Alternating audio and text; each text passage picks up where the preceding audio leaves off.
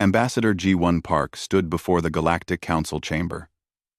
Her face showed no emotion as she looked at the thousands of representatives from across the galaxy. The massive hall fell silent when she raised her hand. The human species is withdrawing from all diplomatic relations with the Galactic Council, G1 said. Her voice was calm and clear. This withdrawal is effective immediately. We will close all embassies. We will end all trade negotiations. We will cancel all cultural exchanges. This is humanity's final statement. The chamber exploded with noise. Thousands of voices shouted questions in hundreds of languages. Counselor Vex Ara, a tall Tilnari diplomat with silver skin, stood up from her seat. She had worked with humans for 20 years. She considered G1 a friend. G1, please explain, Vex Ara called out. What has happened? What have we done? G1 looked at her old friend. For just a moment, something like sadness crossed her face. Then, it was gone. There is nothing to explain, G1 said. Humanity is leaving. That is all. The transmission cut off.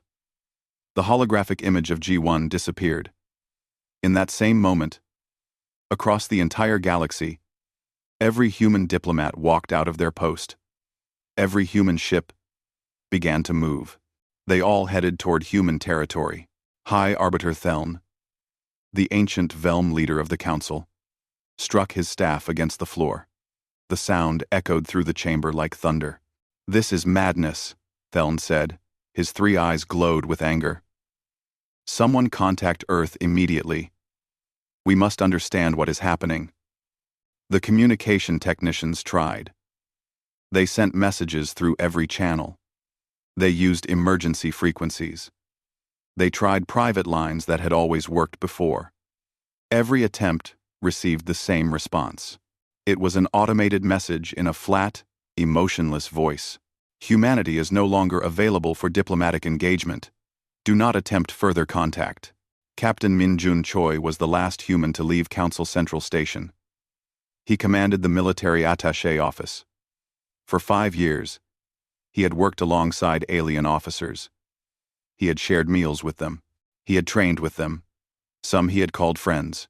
Now he walked through the corridors with his small team. Alien officers stopped him, asking questions, demanding answers. Min-jun kept walking. His face was blank, like stone. Captain Choi called Commander Thax, a Kravathi warrior. We deserve an explanation. We fought beside your people. Does that mean nothing? Min-jun stopped. He turned to face Thax. The two had served together on 3 missions. I am sorry, Min-jun said quietly. But I have my orders. Orders? Thax growled. What orders could justify this betrayal? Min-jun said nothing. He turned and continued walking. Behind him, he heard Thax curse in the Kravathi language. The human ship departed 30 minutes later. Min-jun stood on the bridge, watching Council Central Station grow smaller on the screen. He thought about the friends he was leaving behind. He thought about the look of hurt and confusion on their faces. His hand tightened into a fist. Sir, his second officer said, are we really never coming back? Min-jun did not answer. He did not know the answer himself. Across the galaxy, the same scene played out hundreds of times. Human scientists left research stations in the middle of experiments. Human traders abandoned negotiations that were almost complete. Human teachers left their alien students without explanation. Human aid workers evacuated from disaster zones they had been helping with. Within 3 days, every human had left non-human space. The borders of human territory sealed shut. Defense platforms came online. Warning beacons activated along every entry point. Vex Ara led a diplomatic ship to the human border. She had to try. She had to understand. When her ship approached, a human defense platform locked weapons onto her vessel. Attention, unidentified ship, came the automated warning. You are approaching closed borders. Turn back immediately. This is Counselor Vex Ara, she transmitted. I request to speak with Ambassador Park. We have worked together for 20 years. Please, G1, talk to me. Silence. Then the automated voice again. Warning, you have 30 seconds to change course. After that, you will be fired upon. G1, please, Vexara said. She heard the desperation in her own voice. What happened? What did we do wrong? Let me help. 20 seconds. Vexara's pilot looked at her with fear. She closed her eyes. Back at the council, chaos grew worse each day. The Kravathi Dominion saw opportunity. Commander Krath addressed his war council. Humanity shows weakness, Krath said. His teeth showed in what might have been a smile. They run and hide like prey animals. The territories they protected are now open. We should take them. Not everyone agreed. Some species feared this was a trap. Others worried about what could make humans, the fearless Deathworlders, retreat like this. The merchant guilds panicked for different reasons. Human trade had become essential to galactic economy. Human ships protected the major trade routes. Human security kept pirates away. Now all of that was gone. Within 2 weeks, pirate attacks increased by 300%. Several trade routes became too dangerous to use. Prices for basic goods began to rise. The Velm called for calm. High Arbiter Theln addressed the council again. We must not panic, Theln said. Humanity has always been strange. Perhaps this is some internal matter. We should wait and observe. But Theln did not believe his own words. In his long life, he had seen many species rise and fall. He had watched civilizations make strange choices. But this was different. Humans did not retreat. Humans did not hide. Something was very wrong. Ambassador Sujin Lee sat alone in her apartment on Council Central Station. She was the only human who had not gone home. She had refused the order to evacuate. She told herself she could do more good here. She could help maintain the relationship between humanity and the galaxy. But really, she was afraid. Afraid of what she might find if she went home. Afraid of why her people were doing this. Her communicator had dozens of messages from alien friends, all asking the same questions. Why? What happened? Are you coming back? She had no answers to give them. Outside her window, she watched alien ships move through space. Life continued for everyone else. But Sujin felt like her whole world had ended. On Earth, in a deep military bunker, Admiral Haijin Kang looked at reports on her screen. The withdrawal had succeeded. Every human was back in protected space. The galaxy was cut off. Safe, for now. But the cost had been terrible. She thought about the relationships destroyed, the trust broken, the friends abandoned. It had to be done, she whispered to herself. We had no choice. In the darkness of space beyond the galactic rim, something moved. Something vast and hungry. Something that had noticed the bright lights of civilization and was moving closer. Humanity had seen it coming. And humanity had made a choice. 3 weeks had passed since humanity disappeared. The Galactic Council met in emergency session for the 15th time. The news was bad and getting worse. The Outer Rim colonies are dying, reported Governor Zelthi. His voice shook with anger and fear. The medical supplies humanity was bringing have not arrived. We have 6,000 sick people and no medicine. They will die within a month. High Arbiter Theln listened to the reports. Each one was worse than the last. The galaxy was falling apart faster than anyone had imagined. The Korvan trade route has been abandoned, a merchant representative said. Pirates attacked 5 ships last week.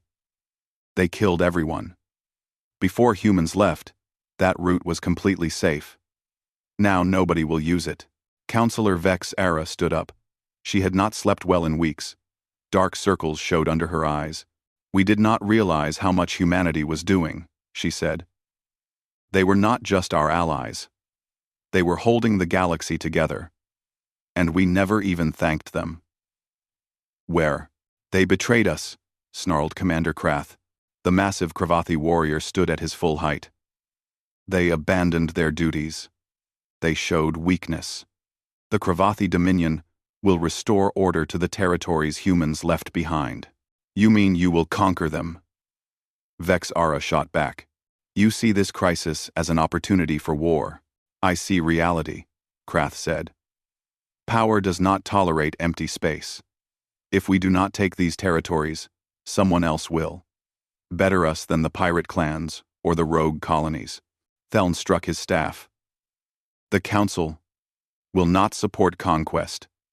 We will send our own peacekeeping forces. But everyone knew the Council had no forces large enough. The galactic peacekeepers had always been small. Humanity had done most of the real security work. Now that humanity was gone, the truth was obvious. The galaxy had depended on them for everything. The arguing continued for hours. It solved nothing. Vex Ara had heard enough. She left the council chamber and returned to her ship. She had a plan. If official channels would not work, she would try unofficial ones. There were human colonies along the border of human space, small settlements that existed in the buffer zones. Maybe the people there would talk to her. Maybe they would explain what was happening. She took her ship to Outpost Kepler 7. It was a small human mining colony. She had visited it once before, years ago. The humans there had been friendly and welcoming. When her ship arrived, she saw human vessels in orbit. But they were not mining ships. They were transport vessels, and they were loaded with people and cargo. Vex Ara brought her ship in for landing. She walked to the main colony building. The doors were open. Inside, humans rushed back and forth, carrying boxes and equipment. They were packing everything. A human woman nearly ran into Vex Ara. She looked up, startled. Counselor Vex Ara? What are you doing here? The woman asked. Her name was Sarah. She ran the colony operations. Sarah, what is happening? Vex Ara asked. Why are you evacuating? Sarah's face went pale. She looked around nervously. I cannot talk to you, Sarah said. I am sorry. I really am. But we have orders. Orders to leave? Orders to not speak to your friends? Vex Ara felt her voice rising. Sarah, please, help me understand. Sarah's eyes filled with tears. I wish I could. But if I talk to you, I put you in danger. Please, counselor, just go. Forget about us. Put me in danger? Sarah? What does that mean? But Sarah was already walking away.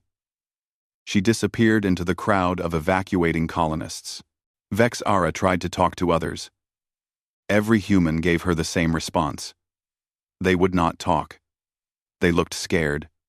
They looked sad. But they would not explain anything. She watched as the last transport lifted off. The colony was empty now. Abandoned. She stood alone in the empty buildings and felt more confused than ever. Back at Council Central, Ambassador Sujin Lee received a visitor. It was Admiral Varric, a Tilnari military officer. He and Sujin had worked together many times. Sujin, I need your help, Varric said. Something is happening in Sector 7. Ships are disappearing. Not human ships, our ships. And the only pattern is that all of them were near human space. Sujin frowned. What kind of disappearing? Complete. No distress calls. No debris. One moment they are there, the next moment they are gone. It started about 2 months ago. 2 months ago. Right around when humanity began to pull back. I do not know anything about this, Sujin said. But her mind was racing. 2 months.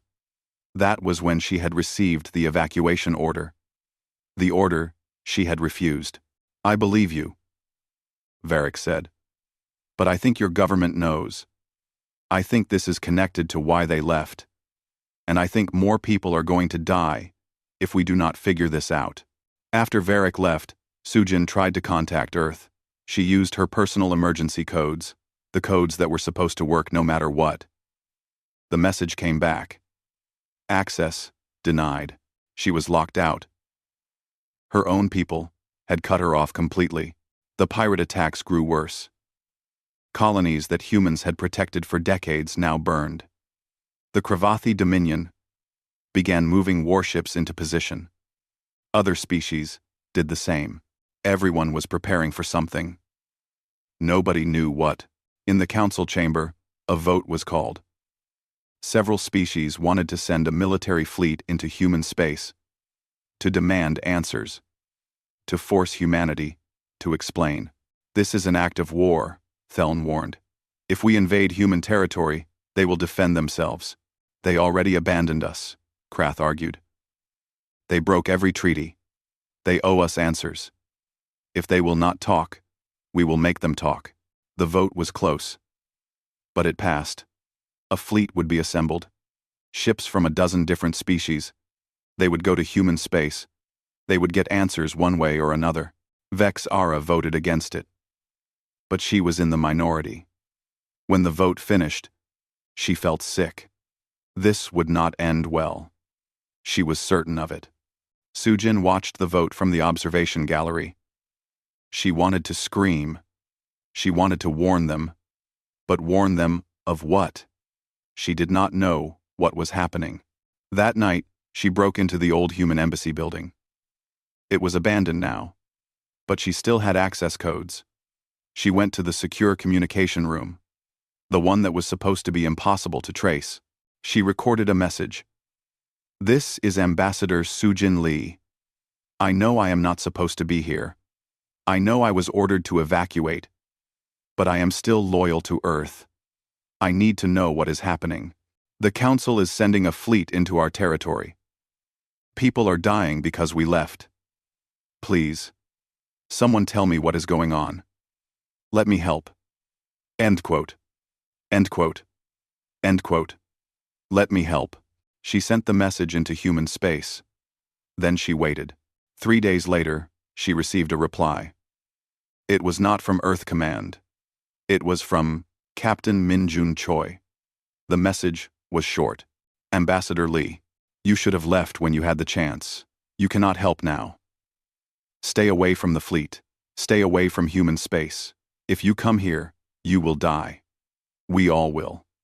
That is all I can say. I am sorry. The message ended. Sujin played it again. And again.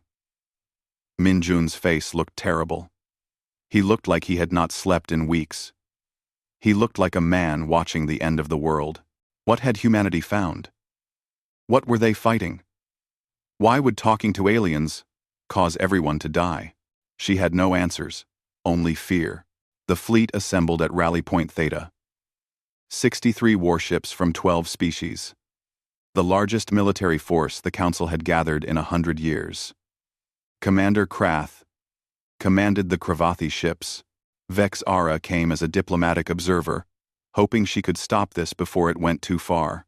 The fleet moved toward human space. Every sensor was active. Every weapon was ready. They expected resistance. They expected a fight. What they did not expect was the message that came from the human defense platforms. Turn back. This is your only warning. Turn back now. The voice was not angry. It was tired. It was desperate. It was afraid. That was what truly frightened Vex Ara. Humans were never afraid. The fleet crossed into human territory. Every ship was ready for battle. Weapons charged. Shields at maximum. They expected human ships to attack at any moment. Instead, they found nothing. Where are they? Commander Krath demanded. Where are the human defenders? The sensors showed human defense platforms, hundreds of them, all online, all tracking the fleet. But not firing. They are just watching us, said the sensor officer. All weapons are locked on our ships, but they are not shooting. Vex Ara stood on the bridge of her diplomatic ship. She had a bad feeling. Something was very wrong here. Incoming transmission, the communications officer said. A human face appeared on the screen. It was Captain Minjun Choi. But he looked different than Vex Ara remembered. His face was thin. His eyes were bloodshot. He looked like he had aged 10 years in 3 weeks. "You should not have come here," Minjun said. His voice was flat. "We told you to stay away. We tried to protect you." "Protect us?" Krath roared. "You abandoned us. You betrayed the council. We demand an explanation." Minjun closed his eyes for a moment. When he opened them, they showed something Vexara had never seen in a human's eyes before. Defeat. "Turn your ships around," Minjun said. "Leave now. While you still can. Please." "We will not leave until you explain," Krath said. "Why did humanity withdraw? What are you hiding?" Minjun looked directly at the camera.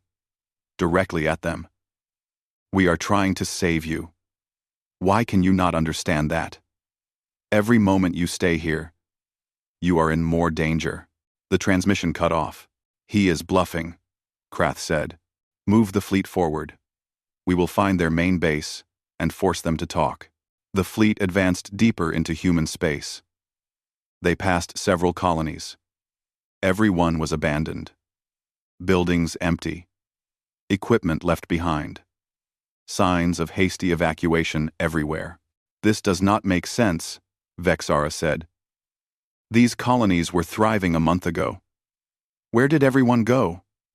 Where did everyone go?" "They are all hiding at their homeworld," Krath said. "Probably planning some kind of attack. Stay alert." But Vexara did not think so. This did not look like a strategic withdrawal. This looked like panic. Like people running from something terrible. Ambassador Sujin Li was aboard one of the fleet ships.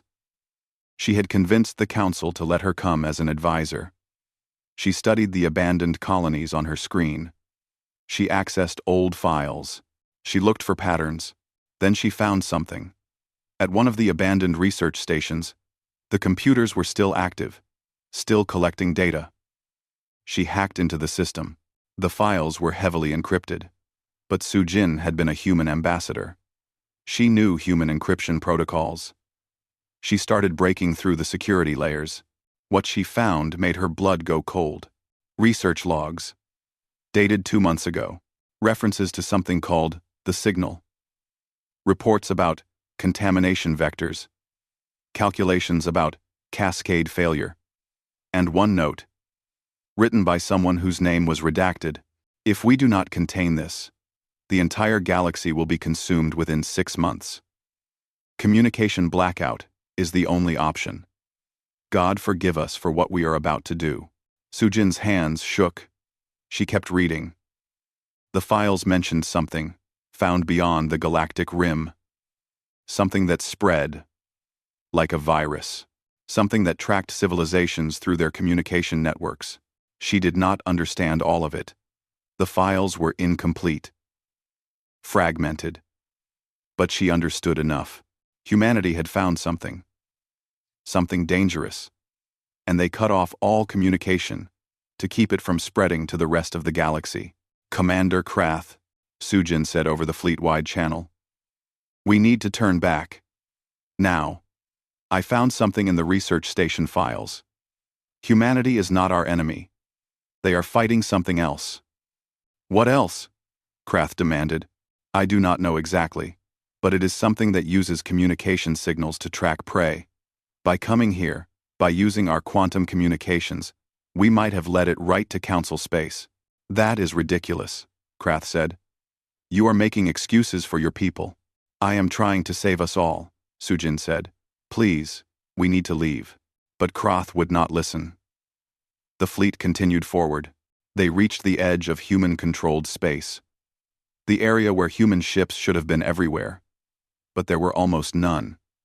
Just a handful of patrol craft. Moving in strange patterns. "What are they doing?" asked a tactical officer. Vexara studied the patterns. Then, she understood. They are not patrolling. They are searching for something. Hunting something. One the post. Suddenly, every sensor on every ship started screaming alerts. "Contact," shouted a sensor officer. "Multiple contacts. Bearing 327. Range, unknown. Size, reading cannot be accurate. The computer says they are the size of moons. On the screens, they saw it. Massive structures emerging from dark space. They were not ships. Not in any way that made sense. They were organic. Pulsing. Moving like living things. But they were huge. Each one was kilometers across. And they were spreading. Growing. Consuming the empty space around them.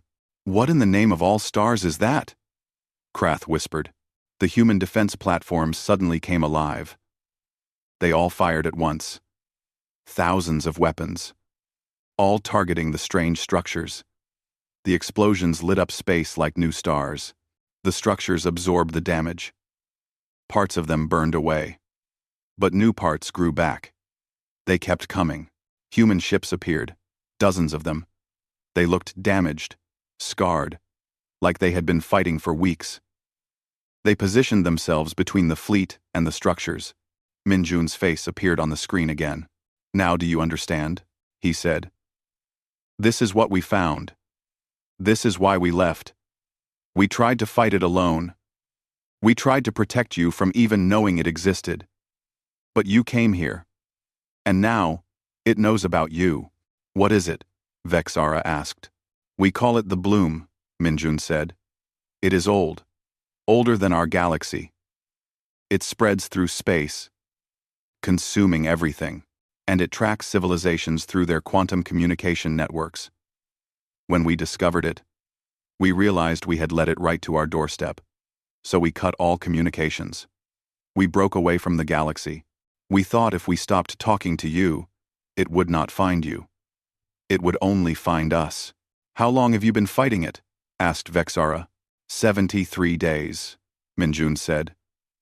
We have lost 38 ships, 14 colonies, millions of people. And we are losing. We have maybe 2 weeks before it breaks through our defenses. And when it does, it will have access to all of human space, all of our knowledge about the galaxy, all of our maps showing where you are. The fleet watched as human ships fought the bloom. It was a desperate battle. The humans were outnumbered, outmatched, but they kept fighting. Why did you not ask for help? Vexara asked. Minjun laughed. It was a bitter sound. Because asking for help meant using communications. And every communication signal we sent made it easier for the bloom to track us. We chose to die alone, rather than lead this thing to the rest of the galaxy. We chose to be the villains in your eyes, rather than your executioners. You were trying to save us, Vexara said. She felt tears on her face. The whole time, you were dying to protect us. Yes, Minjun said. And now you have doomed us all. Your ship's quantum communicators have been broadcasting since you entered this system. The bloom has detected them. It knows there are more civilizations now. It will follow your signals back to Council space. On the screen, the bloom structures pulsed. They began to move. Not toward the human ships, toward the Council fleet. It is coming for us, someone said. Their voice was filled with terror. Maybe levers know. Maybe levers know. All ships, retreat, Krath ordered. Maximum speed. Get us out of here. But Vexara knew it was too late.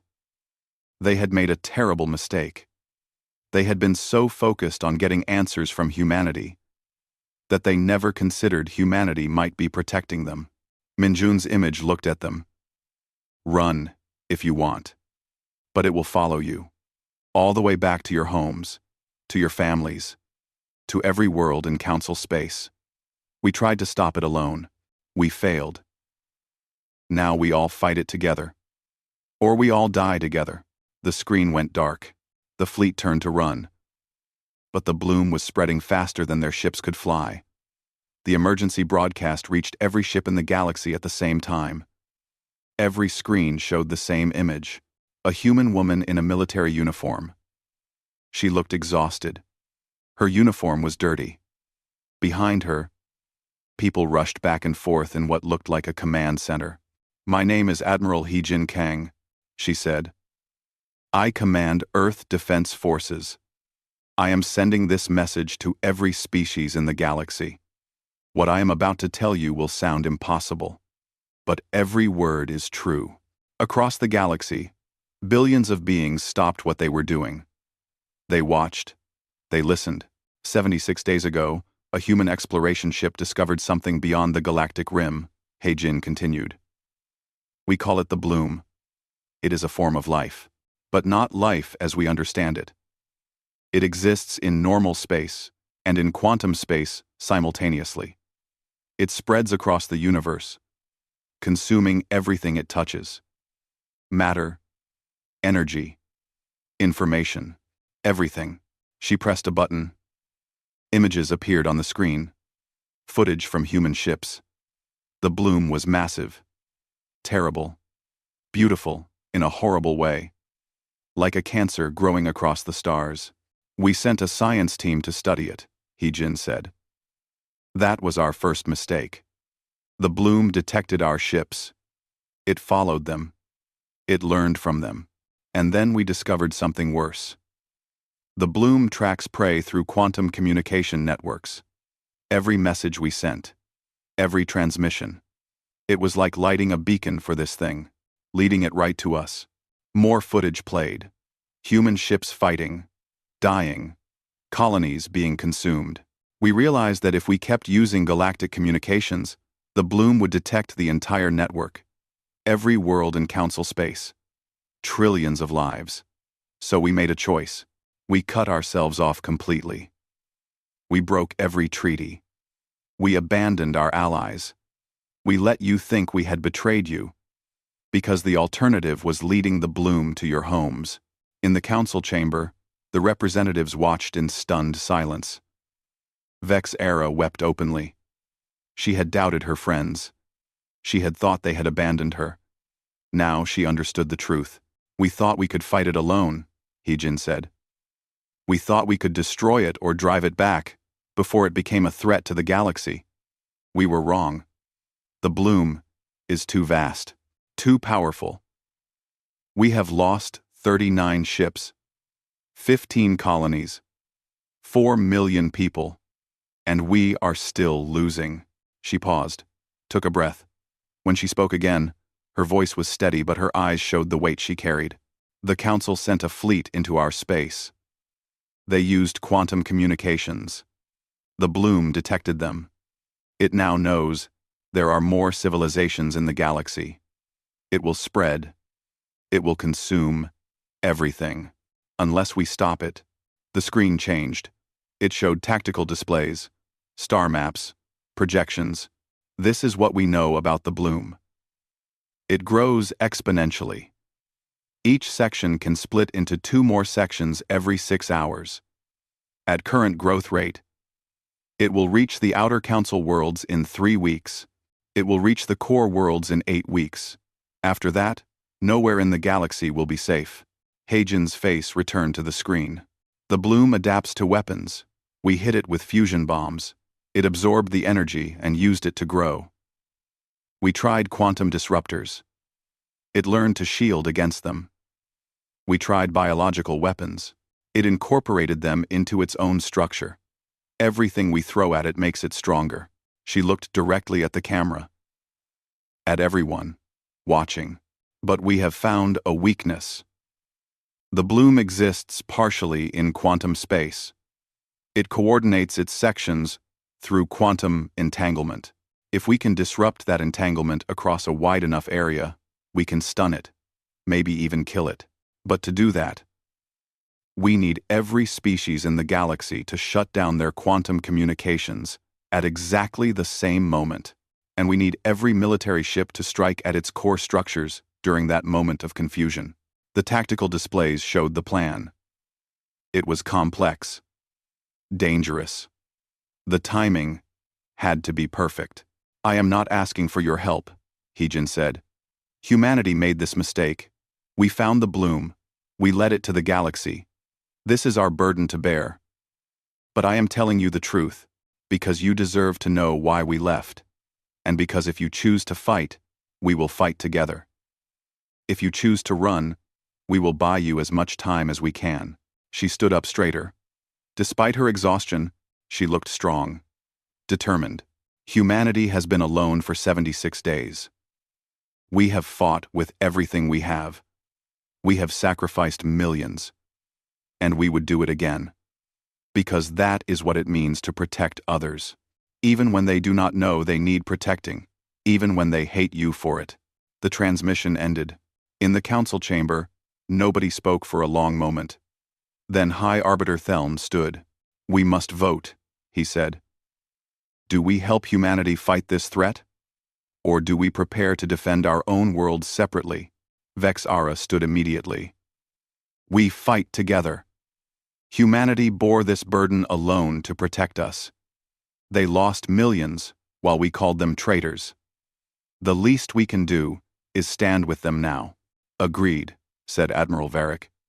"My fleets will join the human defense forces." Commander Krath stood slowly.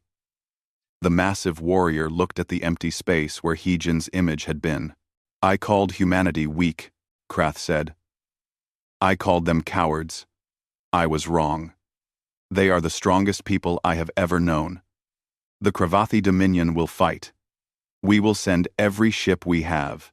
One by one, species after species pledge their forces. Not just military ships. Scientists to help find better weapons. Engineers to repair damaged vessels. Medical teams to help the wounded. Everyone offering what they could. On Earth, in the command center, Heejin received the responses. So many offers of help. So many apologies.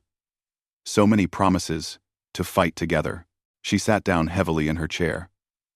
For the first time in 76 days, she let herself cry. "Admiral," her aide said gently. "The Council is sending their battle plans. They are coordinating their fleets with ours." Heijin wiped her eyes. She looked at the plans. They were good. The alien militaries knew different tactics, different technologies. Together, they might actually have a chance. Captain Minjun Choi received the news on his ship. The ship was damaged. Half his crew was dead. But when he heard that the galaxy was coming to help, he felt something he had not felt in weeks. Hope. "All ships," he transmitted to his fleet. "The cavalry is coming. We just need to hold the line a little longer." His crew cheered. They were exhausted, wounded, but they were not alone anymore. Ambassador Sujin Lee sat on the Council Fleet flagship. She had been right. Humanity had been protecting everyone. Vexara found her in the observation lounge. "I am sorry," Vexara said. "I doubted your people. I thought they had abandoned us." "They did abandon you," Sujin said quietly. "But only because staying would have killed you. They chose to be hated, rather than responsible for your deaths." "That is not abandonment," Vexara said. "That is sacrifice."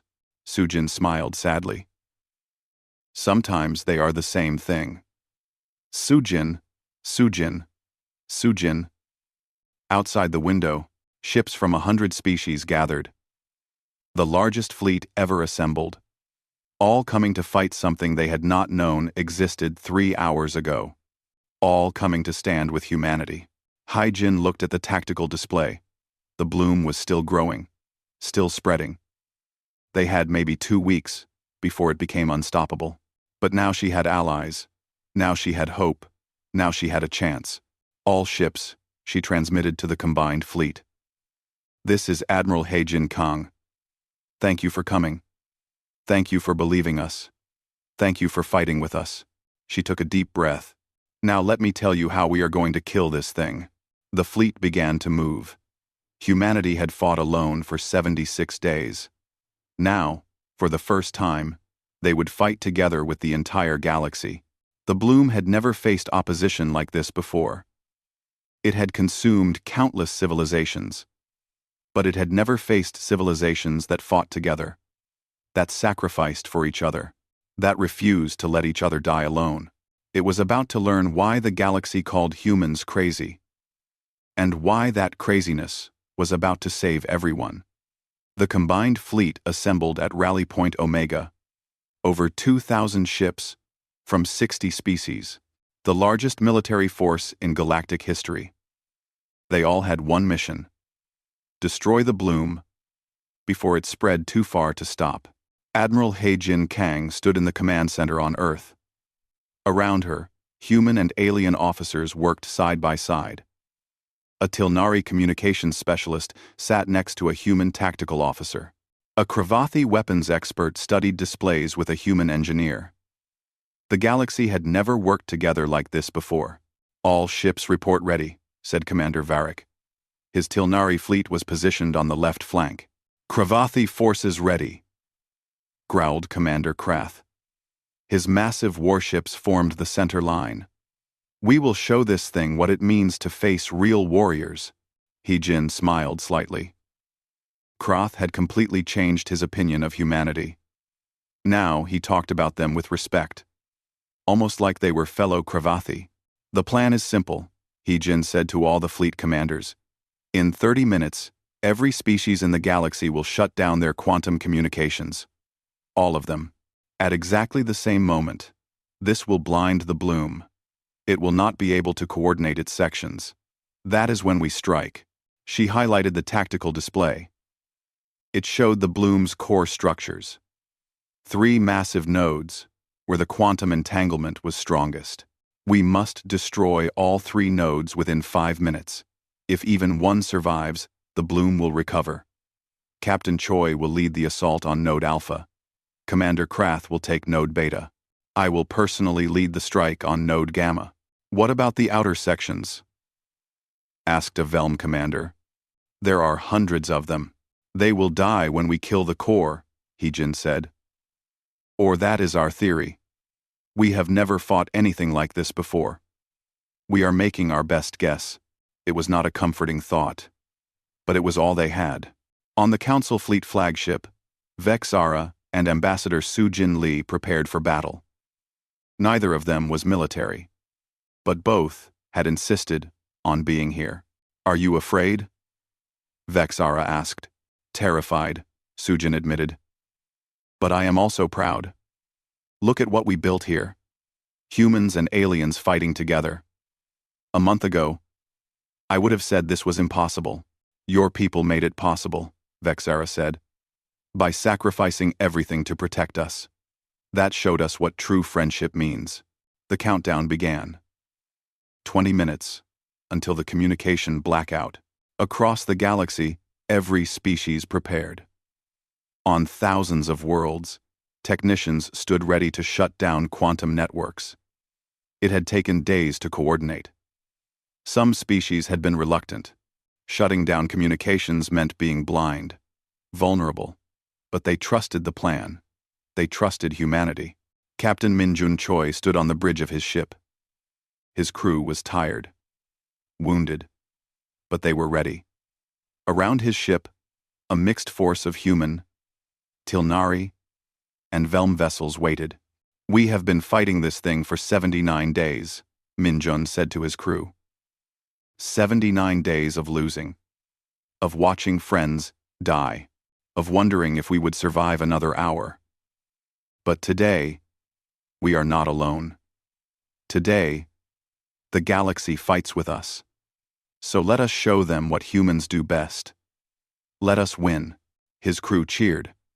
It was a sound he had not heard in weeks. 10 minutes until blackout. He-Jin checked the fleet status one more time. Everything was green. Every ship was in position. Every weapon was charged. They would only get one chance at this. She thought about the 4 million humans who had died fighting the bloom. She thought about the colonies lost. The ships destroyed. All of it to buy time. To protect the galaxy. Now it was time to make that sacrifice mean something. 5 minutes. On Earth, in homes and cities across the planet, people watched the countdown. Everyone knew what was happening. Everyone knew the risk. If this failed, the bloom would consume everything. But humans had never been good at accepting defeat. 2 minutes. In the fleet, every ship went silent. Crews held their breath. This was it. 1 minute. Across the galaxy, on thousands of worlds, technicians' hands hovered over shutdown controls. 30 seconds. Hyjin closed her eyes. She whispered a prayer. For the dead. For the living. For the galaxy they were trying to save. 10 seconds. 9, 8, 7, 6, 5, 4, 3, 2, 1. Shutdown. Across the galaxy, every quantum communication network went dark. Every species. Every world. All at the same moment. The galaxy went silent for the first time in 10,000 years. In space, the bloom shuddered. Its sections stopped coordinating. They moved independently, confused, vulnerable. All ships, attack, Hyjin ordered. The fleet charged forward. 2,000 ships against an enemy the size of planets. Weapons fire lit up space like a new sun. Minjun's force hit Node Alpha first. The node was massive, pulsing. It tried to defend itself, but without coordination from the other nodes. Its defenses were weak. Focus all fire on the core structure, Minjun ordered. Do not stop until it is destroyed. Human missiles, Tilnari plasma cannons, Velm gravity disruptors, all firing together. The node began to crack, to break apart. It is working, someone shouted. But the bloom was adapting. Even confused, it was learning. Parts of node Alpha began to regenerate. We need more firepower, Minjun said. Then, 3 Kravathi heavy cruisers appeared. They had broken off from Krath's force. Commander Krath sends his regards, the Kravathi captain transmitted. He says we owe humanity a debt. Let us pay it. The cruisers fired their main weapons. Massive particle beams that cut through space itself. Node Alpha exploded. At Node Beta, Krath's force faced heavy resistance. The node had spawned hundreds of smaller sections. They swarmed the Kravathi ships. They are trying to overwhelm us, Krath growled. But the Kravathi do not know the meaning of overwhelmed. All ships, advance, cut through them. The Kravathi warships pushed forward. They took heavy damage. 3 ships were destroyed. But they did not stop. They could not stop. Too much depended on them. A human science vessel sent Krath a data packet. Commander, we analyzed the node structure. There is a weak point here.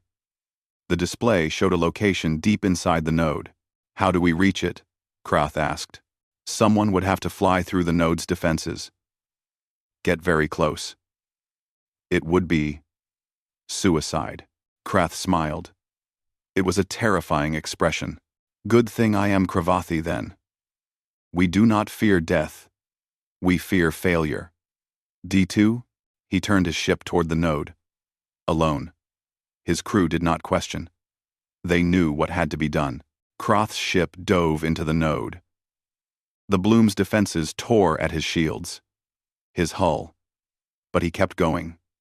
Deeper. Closer. This is for humanity, Krath said. For the people who taught us what real courage means. He fired every weapon at the weak point. His ship exploded. But so did Node Beta. At Node Gamma, Hyjin faced the biggest node. The oldest. The core of the bloom. It knows we are here, her tactical officer said. It is adapting. Faster than the others. Hyjin watched the bloom change. It was learning from the deaths of the other nodes. It was preparing. Then we adapt faster, she said. Target these points, cycling frequencies. Do not give it time to adjust. The fleet fired. The node defended itself. Ships exploded on both sides. The battle was brutal. Then Sujin's voice came over the communications. Admiral, I have an idea. The bloom exists partially in quantum space. What if we pull it completely into quantum space? Then destroy it there? We do not have weapons that work in quantum space, Hyjin said. But we have quantum communicators on every ship. If we all activate them at once, at maximum power, We could create a quantum pulse. It might destabilize the node enough for conventional weapons to finish it. It was crazy. It was desperate. It might kill everyone who tried it. It was perfect. All ships, Heejin transmitted. Activate quantum communicators. Full power. On my mark. 3, 2, 1. Mark. 2,000 ships activated their communicators simultaneously. The quantum pulse was massive. It ripped through normal space and quantum space both. The bloom screamed. It was a sound felt in the mind rather than heard with ears. The node convulsed, destabilized. Its structure began to collapse. Fire everything, Heejin ordered. The fleet fired. Every weapon, every ship, all at once. Node Gamma exploded. The blast wave threw ships backward. Shields failed. Hulls cracked. But when the light faded, the node was gone. All 3 core nodes destroyed. Across the battlefield, the bloom's outer sections stopped moving. They began to dissolve, breaking apart into harmless particles. It was over. The galaxy had won. On Earth, people cheered. On alien worlds, billions celebrated. In the fleet, exhausted crews hugged each other. Human and alien, together. Heejin sat down heavily. They had done it. Against impossible odds. At terrible cost. But they had done it. 3 months later, G1 Park stood before the Galactic Council again. But this time, the chamber was different. Human seats were placed among the alien ones. Not separate. Not isolated. Together. Humanity formally requests to rejoin the Galactic Council, G1 said. Not as we were before, but as equals, who have fought and bled alongside you. The vote was unanimous. Every species agreed. After the session, Vexara found G1 in the hallway. I never apologized properly, Vexara said, for doubting you, for not trusting that you had a reason. G1 smiled. It was the first real smile Vexara had seen on her face in months. You had every reason to doubt. We did betray you. We broke every promise. No, Vexara said. You broke diplomatic protocols, but you kept the only promise that really mattered. The promise to protect us. Even at the cost of everything. G1's eyes filled with tears. We lost so many. 4 million people. And Commander Krath. He saved us all. Matter Krath. We saved us all. He died like a warrior, Vexara said. The Kravathi are building a monument to him. They are calling him the first human Kravathi. The greatest honor they can give. That made G1 laugh through her tears. Later, Heijin met with the council military leaders. They were planning new defense networks. New early warning systems. The bloom was dead, but there might be others like it. We will not be caught unprepared again, Heijin said. And next time, we fight together from the beginning. Agreed, said the leaders. The galaxy had changed. The crisis had shown them their weaknesses, their dependencies, but also their strengths. When they worked together, they could defeat anything. Humanity had almost destroyed themselves to protect the galaxy. But in doing so, they had built something stronger. A true alliance. Built not on treaties or trade agreements, but on sacrifice and trust. The galaxy would remember what humanity did. They would remember the silence, the isolation, the desperate fight, and they would remember that when it mattered most, humanity chose to protect others over protecting themselves. That was the moment the galaxy truly understood what humans meant when they said they were friends. Friends do not abandon you in the dark. They become the light.